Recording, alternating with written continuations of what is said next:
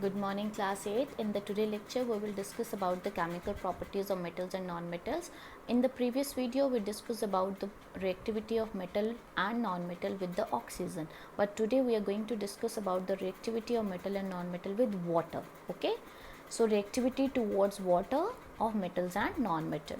So firstly I want to tell you that there are various metals and the order of reactivity of metal varies. That means some metals are more reactive towards water, but some are not going to easily react with the water. For that's why we have to take cold water, hot water, or we can take the water in the form of steam also.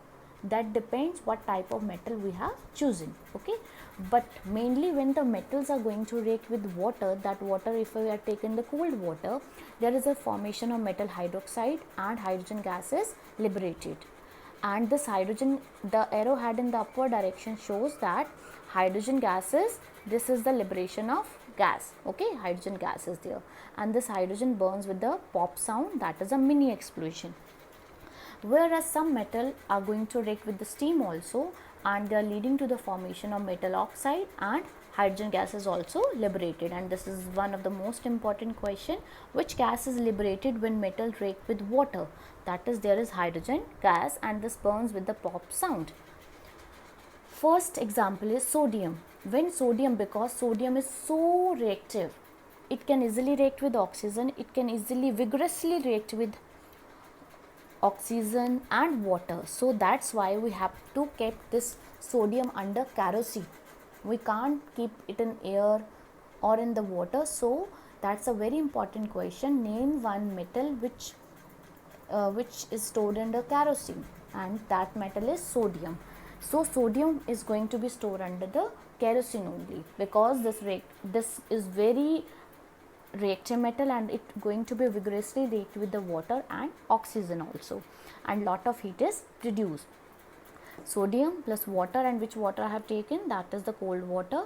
Sodium hydroxide, liberation of hydrogen, and heat is produced, so much heat, exothermic reaction.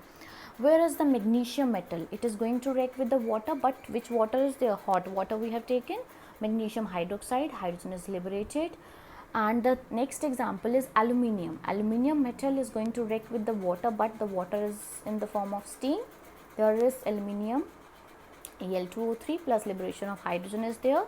And the last one, that's iron, is going to react with the steam, that is the form of water, and leading to the formation of Fe3O4, and liberation of which gas is there? There is the formation of hydrogen. Okay, so these are the important questions which I have written at the side, that calcium, magnesium, these two metals float on water. जब भी हम इनको water के साथ react करते हैं, ये दोनों metal surface पे float on water करती हैं, because the bubble of hydrogen stick to their surface, and lead, copper, silver and gold, they do not react with the water. So that is the reactivity of metals only I have discussed.